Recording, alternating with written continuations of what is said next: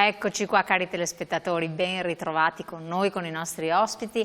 Parliamo di un tema che è molto interessante, spazia in un territorio strategico dal punto di vista turistico per quel che riguarda la regione del Veneto. Da un lato approfondiamo la tematica delle terme, ci portiamo nell'area delle terme di Abano e Montegrotto, vediamo come sta andando, quali sono le prospettive, quali sono le strategie anche di cosiddetta destagionalizzazione, ovvero spalmare i flussi turistici che poi arrivano anche a Padova interessati dall'offerta, dal momento in cui è stata anche dichiarata patrimonio UNESCO, insomma si sono mosse un po' di cose, e incrementarlo senza arrivare poi ai punti estremi dell'overtourism che a nessuno piace, nemmeno ai turisti stessi. Poi ci portiamo nell'area di Jesolo, altra realtà importantissima, affollatissima nel periodo estivo, ma anche lì ci sono state delle iniziative, c'è tutta una politica che è stata adottata per allungare la stagione o comunque dare delle attrattività. Si può fare benchmarking, si può in qualche modo integrare delle idee, delle proposte l'una con l'altra. Proviamo a vedere insieme con i nostri esperti. E allora, ben arrivato qui con noi Andrea Tezzon, ben ritrovato, che è vicepresidente Federalberghi Abano e Montegrotto, consigliere nel Consorzio delle Terme Euganee. Grazie. Ben arrivato anche a Luigi Pasqualinotto, presidente del Consorzio Jesolo Venice. Allora, cominciamo dalla zona delle terme, ma tanto è intercambiabile la questione. Glielo chiedevo prima fuori onda, ma penso che cosa sia un po' la curiosità di tanti. Com'è andata la stagione turistica, termale, piena stagione, bassa stagione, alta stagione, insomma, dati alla mano? Senza, non mi dica i numeri perché tanto i numeri non cambiano. Non interessano. Non interessano, sono le percentuali circa. Ma allora, noi stiamo uscendo dall'alta stagione, quindi abbiamo avuto un gennaio, un febbraio di alta stagione e ci stiamo avvicinando da quei ponti alla parte della media stagione, per poi arrivare durante l'estate in quella che tipicamente è la nostra bassa stagione, perché in estate si sa le terme perdono di appeal dal punto di vista delle temperature, delle cure termali e quant'altro. Rispetto agli anni precedenti luci e ombre, nel senso che si può sicuramente leggere a livello quantitativo una flessione che si rispecchia nel calo di un 8% di turisti sull'anno scorso e di presenze, e di un 4% rispetto al pre-Covid, quindi senz'altro non possiamo dirci soddisfatti da questo punto di vista. Se analizziamo il tema da un punto di vista invece qualitativo, quindi riferendoci solamente agli alberghi aperti, solamente a quelli che poi conferiscono i dati al nostro sistema di controllo provinciale, ma credo anche regionale, che è Age Benchmark, devo dire che gli alberghi aperti segnano un più 1% di occupazione e segnano un più 4 euro di ricavo medio a camera venduta. Quindi che è aumentato il prezzo? Quindi in sostanza a livello qualitativo ci difendiamo, quantitativamente parlando non siamo ancora riusciti a recuperare le presenze del pre-Covid. Ci sono alberghi chiusi, alberghi che stanno lavorando, che hanno fatto lavori durante l'inverno per cui hanno tenuto chiuso, camere non disponibili. Questo è il panorama, quindi le terme hanno perso presenza, gli alberghi lavorano meglio, quelli che sono aperti, ma in generale si può dire che le terme hanno perso presenza. Ma minore attrattività, che cos'è e quindi anche là nello spaccato delle presenze turistiche, degli arrivi, cioè da che cosa è successo? Avete fatto delle analisi, perché poi vede anche il vostro ufficio studi. Certo, stiamo analizzando i dati e salta all'occhio immediatamente che il calo di ospiti stranieri è maggiore in percentuale rispetto al calo degli ospiti italiani. Quindi abbiamo un cambio proprio di comportamento del nostro turista classico. Nasciamo, come sappiamo, come stazione curativa termale per ospiti italiani, ma anche tedeschi, specialmente tedeschi. Quel tipo di ospite là ora non fa più questo tipo di viaggio, questo tipo di vacanza. Abbiamo perso appeal nei suoi confronti, lui ha cambiato abitudini di viaggio, questo è tutto da capire. Certo è che di fronte a una situazione come questa è richiesta una fortissima attività di promozione che va messa in campo nel breve per tamponare una situazione come quella di cui ho parlato e anche per invertire una rotta, e nel medio e lungo termine per darci una prospettiva di crescita. Ecco, vedendo un po' anche il Confcommercio, voi come Federalberghi entrate in Confcommercio, il trend dei consumi, gli italiani invece stanno più attenti al portafoglio, per cui magari prendono una notte anziché 2 o 3. Sì, senza dubbio qualitativamente la pagano di più, però accorciano le proprie vacanze. Non potrebbe essere che lo stesso trend sia stato adottato dai tedeschi, che in ogni caso, per carità, non è che stanno tanto bene in questo periodo, adesso affrontare anche loro una crisi? E quindi una questione molto economica, banalmente. Lo è una questione molto economica, la capacità di spesa del mercato italiano si sta contraendo, le notizie sulla disponibilità di reddito le abbiamo sentite, quindi i redditi sono fermi, l'inflazione è cresciuta, quindi la capacità di spesa è diminuita. Per quanto riguarda il mercato italiano, il mercato tedesco sappiamo che quando entra in una crisi tendenzialmente loro si comportano in maniera molto protettiva con se stessi, quindi si chiudono all'interno dei loro confini, consumano internamente, smettono di uscire. Queste possono essere le spiegazioni. Poi a brevissimo abbiamo avuto degli eventi, parlo di dazi, parlo di inflazione importante, parlo di situazioni che danno incertezza. È chiaro che se il paniere cala, se la capacità di spendere cala, una delle primissime cose che vengono a essere tagliate è la vacanza. La terza vacanza dell'anno è la vacanza benessere, la vacanza relax, magari rimane di base quella con la famiglia, ma poi la terza e quarta vacanza viene tagliata.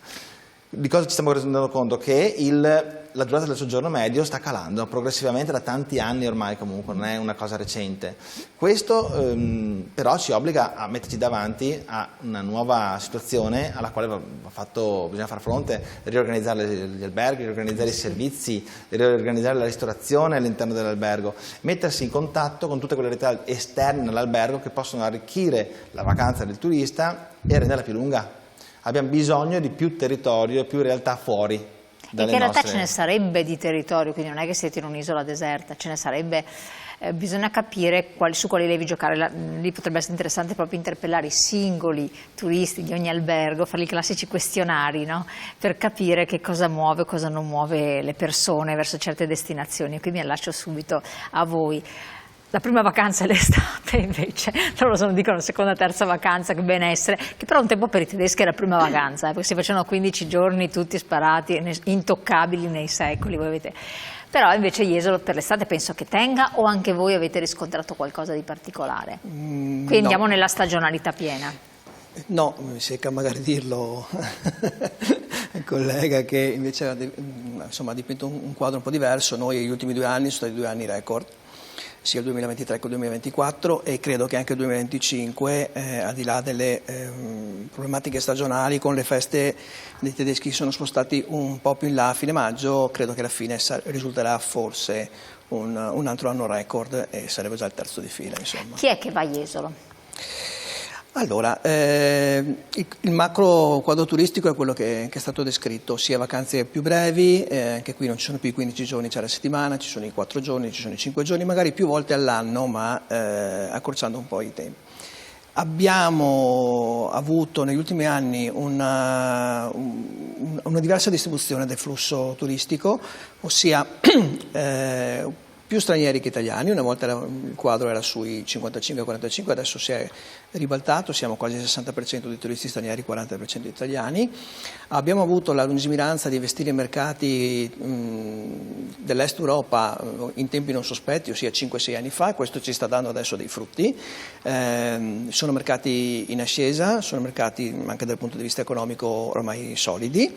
Mi riferisco al mercato ungherese, che è il nostro quarto mercato per affluenza, il mercato polacco. La Polonia da sola fa 38 milioni di abitanti, ossia Austria, Repubblica Ceca, Repubblica Slovacca e Ungheria messe Polonia assieme. Ritorna sempre, mare, montagna, c'è anche la vicinanza ci aiuta, perché comunque siamo in un raggio che ci permette di essere raggiunti anche su strada in maniera abbastanza, non dico rapida, ma insomma abbastanza lineare. E quindi in questo momento abbiamo un bel mix tra quelli che sono i nostri mercati di riferimento classici, ossia la zona DACH, la Germania, l'Austria e la Svizzera, e questi nuovi mercati che oramai a Jesolo sono consolidati, ormai è un trend che si sta consolidando. Voi avete deciso di accettare una sfida, poi la stessa domanda la giro se sta facendo lo stesso le zone delle terme, destagionalizzare. Sì. Se ne parla da tempo, anche per corsi tematici, cioè pacchetti ad hoc, però la destagionalizzazione è interessante, anche come target uscire dai consueti prototipi. Recentissima un'iniziativa che è molto particolare, dal 9 al 18 maggio, 12 ristoranti, 12 chef coinvolti, Jesolo Gourmet Festival, sì. Per esempio. Di che cosa si è trattato in particolare? Attenzione alla vicepresidente, perché dopo le posso dire se è una cosa che è mutuabile anche in un territorio. Parliamo di buon mangiare, buon bere che piace a tutti, insomma, teoricamente. Proprio nell'ottica di cercare di allargare la stagione, i mercati di riferimento possono essere quello che è il cicloturismo, l'eventistica oppure l'enogastronomia. Abbiamo deciso di fare di maggio il mese del gusto. Quest'anno a prendere via questo Jesolo Gourmet Festival che vede 12 chef stellati d'Italia interagire con 12 ristoranti locali. E quindi sono stati portati fisicamente nel territorio di Jesolo, distribuiti in questi ristoranti. Elaborati i menù, fatto tutto quanto la parte di preparazione a 4 mani. A volte di più perché ognuno si porta la sua brigata e giustamente quindi è un'interazione anche culturale anche di accrescimento per chi è nella località, ma anche gli chef con cui ho avuto modo di parlare in questo ultimo weekend, insomma, ne escono comunque con un bagaglio culturale allargato dal punto di vista anche del materiale, perché Jesolo dietro a un ecosistema enogastronomico che forse ancora non è sfruttato a dovere o comunque conosciuto a dovere, per cui delle materie prime che poi questi chef sanno rielaborare e reinventare.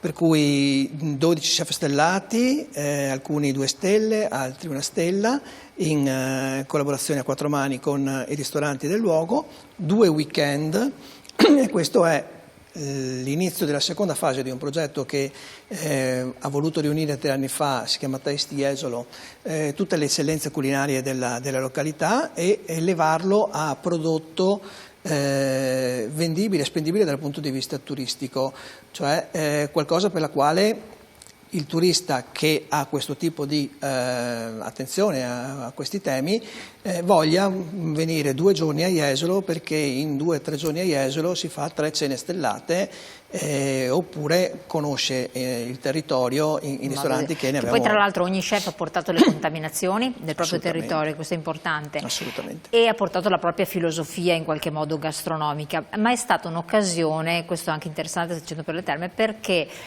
siete stati attrattori in questo modo di un target che non necessariamente andava a Jesolo, ma è venuto, come si fa la puntata per andare allo stellato della situazione, non si fa proprio veramente i chilometri. Noi abbiamo qui nel territorio Alaimo che è stato un attrattore pur non essendo in centro storico a Padova. Fa quasi destinazione talvolta, no? Esatto, però si diventa attrattivi per chi vuole provare, ed è stata una bella occasione, perché uno magari in un weekend si fa una bella... Pinnato Jesolo sulla grande mappa della gastronomia italiana. Esatto. La cosa ovviamente ha dato degli ottimi risultati, tanto che stiamo già pensando anche a come poi questa cosa proseguirà negli anni a venire. Allora, prima della pubblicità, potrebbe essere un'idea per ampliare la stagionalità, per ampliare l'offerta anche, perché effettivamente chi va alle terme si trova benissimo negli alberghi, perché senza nulla dire che l'offerta è cresciuta negli alberghi delle terme, però quel qualcosa in più potrebbe esserci, o no, o è difficile? Ma in realtà è un progetto che secondo me è benissimo trasferibile anche nella zona terme, includendo in particolare la zona dei colli. Lo immaginerei chiaramente con il centro, il baricentro Trabano e Montegrotto, ma abbiamo delle realtà stupende fra Torreglia e i Colli Euganei che potrebbero meravigliosamente ospitare un evento come questo. Che sono cresciute per fortuna. Sì, la gastronomia dei colli sta crescendo, si sta ricollegando alle proprie origini, sta scoprendo le materie prime di altissima qualità prodotte nella destinazione, e quindi devo dire che su questo si stanno facendo passi da gigante. Da un punto di vista della destagionalizzazione devo dire che forse non aiuterebbe molto, perché noi siamo già operativi 12 mesi all'anno, chi più chi meno lavoriamo 11 mesi e mezzo al netto dei cantieri che ogni anno vengono fatti negli alberghi, però servirebbe, potrebbe essere d'aiuto a riqualificare la percezione che la destinazione ha su un aspetto importante come la gastronomia. È già in atto un fenomeno, non so se Jesolo si riscontra, ma penso anche di sì, forse anche prima che da noi, di un calo dei coperti consumati negli ristoranti degli alberghi. Il cliente vuole uscire dalla struttura, andare a provare esperienze nuove, possibilmente esperienze collegate alla storia e alla tipicità del territorio, e la gastronomia dell'hotellerie tipicamente non soddisfa in pieno, può non soddisfare in pieno su tutte le giornate del Perché soggiorno. noi culturalmente abbiamo strutturato gli hotel in modo diverso rispetto all'estero. All'estero si prende lo chef dentro certo. l'hotel, per cui tanto vero che eventi È una formula importanti, diversa. esatto, e tu vai a mangiare bene nell'hotel. Da noi invece no, vero? Quindi 8 di questi 12 ristoranti sono ristoranti di hotel, perché a Jesolo questa tendenza è già stata, si è invertita un po' di anni fa, per cui i ristoranti degli alberghi sono stati scorporati dal punto di vista organizzativo e dalla mezza pensione, dalla pensione completa, per cui c'è l'hotel e sotto c'è il ristorante aperto al pubblico, spesso fronte mare, con un target completamente diverso magari anche da quello che poi può essere l'albergo, per cui credo 7-8 ristoranti che fanno parte di Jesolo Gourmet in realtà sono ristoranti di hotel che sono in questa fase evolutiva che ci avvicina un po' al percorso urbano di tanti Posso permettermi questo aspetto degli alberghi, del ristorante di hotel aperti al pubblico esterno e che hanno come clienti un target totalmente diverso dal target che poi occupa le camere, è un punto d'arrivo a cui anche noi puntiamo. Da noi la nostra legge locale non proibisce agli alberghi di offrire servizi agli ospiti esterni non alloggiati. Ah, proprio per una normativa? Sì, al momento sì, quindi noi non possiamo nemmeno accogliere clienti non alloggiati, ma di sicuro è il futuro. Il futuro è questo, il ristorante dell'hotel deve essere un ristorante della città, non dell'hotel, nel quale i clienti possono andare a mangiare come possono andare a mangiare anche in altri ristoranti. Che legge è di carattere comunale, regionale? Credo che sia comunale, ma... Comunale perché se ripeto, è un percorso che è stato avviato già 5-6 anni fa. Quindi bisogna agire a livello comunale per dare eventualmente, per quelli che non è obbligatorio, per quelli che non possono è farlo. Perché secondo me va reso possibile. Infatti, anche perché dopo a quel punto l'hotel può investire nello chef, sappiamo che investire nella brigata da cucina è un investimento. Cioè Tenere un ristorante intero con 5 cuochi, una decina di camerieri e tutto il resto della brigata operativa con un numero di coperti potenziali limitato alle camere occupate, se sono tutte occupate, è comunque riduttivo. Sì, non si riesce a fare un business sostenibile per offrire una gastronomia di qualità. Chiaro, infatti su questo bisogna riflettere. Noi torniamo insieme, anzi, voglio leggere un messaggio che era arrivato poc'anzi, se magari la regia prima di andare in pubblicità me lo mette in onda, che così lo leggiamo anche i nostri ospiti, voi potete scrivere i vostri WhatsApp. Nel frattempo ho sempre saputo che alle terme bisogna andare da settembre a dicembre e che d'estate non è molto salutare, ma io ci vengo sempre, mi sento bene, saluti da Anna o da Oderzo. Effettivamente l'acqua viene un po' calmierata, per cui si sta bene, no? È proprio anche Allora abbiamo tecnologie per affrescare anche l'acqua termale. Noi ricordo che noi la immungiamo a temperature che oscillano fra i 60 gradi, 70 e gli 85 gradi. Che non sarebbe balneabile, quindi, però viene calmierata. No. Però è sempre acqua termale, se viene anche abbassata la temperatura. La raffreddiamo e riempiamo le piscine di acqua termale a 35 gradi, 33 gradi. Quindi è estremamente piacevole. Chiaro che fare le cure termali con il caldo ha un altro impatto da un punto di vista proprio della temperatura. Per questo motivo gli alberghi affrontano un periodo di più bassa stagione, nei quali tipicamente una buona parte affronta i lavori, i cantieri e quant'altro. Però devo dire che secondo me siamo almeno al 70% di alberghi aperti, con un'occupazione che non credo scenda sotto il 65%. Che è già una buona cosa, sì, dai. Considerando che sono gli unici 2 mesi bassi. Infatti, assolutamente. Andiamo in pubblicità qualche secondo, poi torniamo insieme.